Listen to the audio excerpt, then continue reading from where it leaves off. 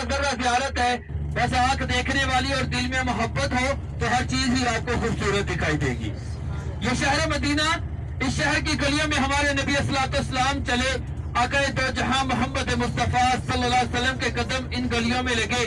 ان گلیوں کے اندر حضرت ابوبکر صدیق چلے، حضرت عمر فاروق چلے، حضرت عثمان غنی چلے، صحابہ ان گلیوں میں چلے. آج میں آپ لوگوں کو جنت کی وادیوں کی سیر بھی کرواؤں گا اور جنت کے پہاڑوں کا دیدار بھی. آج دنیا میں رہتے ہوئے آپ جنت کی سیر کریں گے جی. جیسے کہ آپ کو پتہ ہے کہ یثرب اس کا پہلے نام تھا. مدینہ المنورہ کا جو پرانا نام تھا وہ تھا یثرب. یثرب کہتے ہیں بیماریوں والے جگہ کو کہ یہاں پر اس شہر کے اندر طاعون اور کوڑ کی بیماری پھیلی ہوئی تھی. قافلے آنے سے ڈرتے تھے، گھبراتے تھے کہ اگر ہمارا گزر یثرب سے ہو گیا تو ہمیں بیماری لگ جائے گی. کوئی بھی قافلہ اس شہر کو آنے کو تیار ہی نہیں تھا.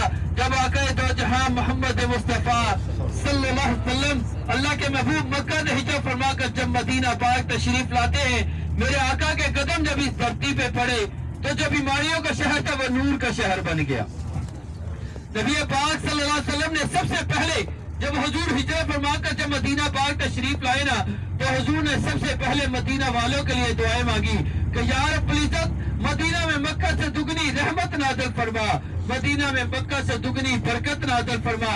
تو اللہ پاک نے اس سرزمین کے اوپر اپنی رحمتوں کو نازل فرمایا، اپنی برکتوں کو نازل فرمایا. تو اس وقت سے یہ جگہ مدینہ طاہرہ بن گئی، مدینہ مبارکہ بن گئی، مدینہ طیبہ بن گئی، مدینہ نور والا بن گئی. سبحان اللہ. میرے آقا صلی اسلام کے شہر میں ہر چیز کے اندر شفا ہے، ہر چیز کے اندر اللہ پاک نے شفا رکھی، ہر چیز کے اندر برکت ہے جی. یہ شفاؤں والا شہر ہے، اس کی تو خاک میں بھی شفا ہے.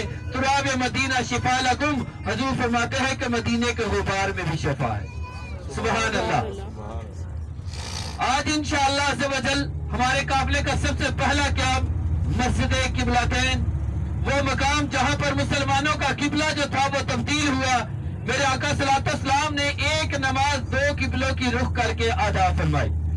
مدینہ کے اندر ایک مسجد تھی، اب میں آپ کو وہ دکھا تو نہیں سکا کیونکہ وہ بنگالی مارکیٹ کے اندر وہ مسجد تھی اور اس مسجد کو سعودی حکومت نے کم از بیش ریسنٹلی اسے شہید کیا ہے. اسے دوبارہ سے تعمیر کریں گے. وہ مقام جنت البقیع کے بالکل قریب ہے. جنت البقیع مدینے کا قبرستان جہاں پہ 10,000 سے زائد صحابہ کرام آرام فرمائے. کافی لوگوں نے تو جنت سلامی پیش کیا ہوگا صحابہ کو جا کے جنت البقیع میں. اس کا گیٹ جو ہے نماز فجر اور نماز عصر کے بعد صرف کھلتا ہے مرد حضرات کے لیے جی. مرد حضرات اندر جا کے زیارت کریں. مدینہ کے اندر سب سے بڑی جو زیارت ہے وہ روضہ رسول ہے جی. میرے آقا صلی اللہ علیہ وسلم کا روضہ حضور اکرم صلی اللہ علیہ وسلم نے فرما دیا کہ جس نے میری قبر کی زیارت کی، جو مدینہ میں آیا اور میری قبر کی زیارت کی، اس پر میری شفاعت واجب ہو گئی. اور مدینہ کے اندر ایک مقام ایسا بھی ہے جسے ریاض الجنہ کہتے ہیں جی، جو جنت کے ٹکڑوں میں سے ایک ٹکڑا ہے. جس نے وہاں پہ نوافل ادا کر لیا گویا کہ اس نے جنت میں نوافل ادا کر لیے.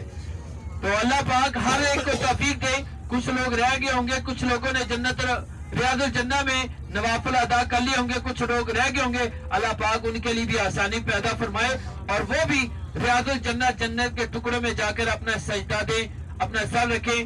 کیا پتا ہمارے آقا کے قدم، کیونکہ وہ جو ریاض الجنہ ہے حضور کے گھر سے لے کر حضور کے منبر تک کے جو درمیانی حصہ ہے وہ ریاض الجنہ ہے.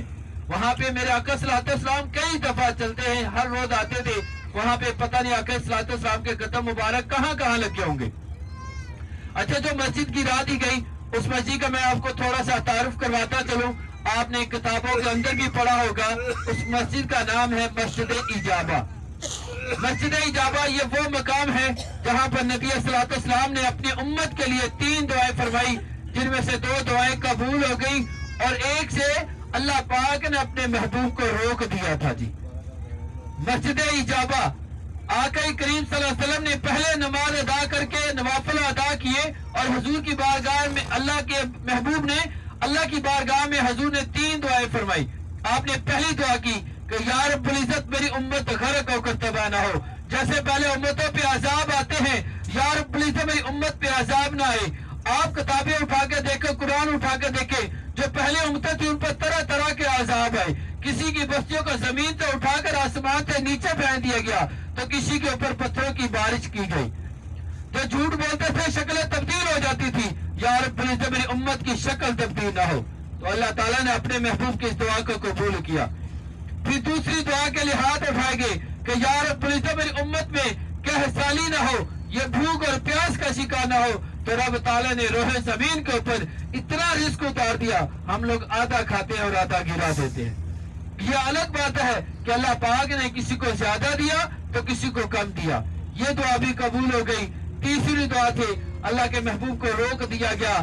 اگر اس دن یہ دعا قبول ہو جاتی تو آج پوری دنیا میں ہم نے سکون رہنا تھا.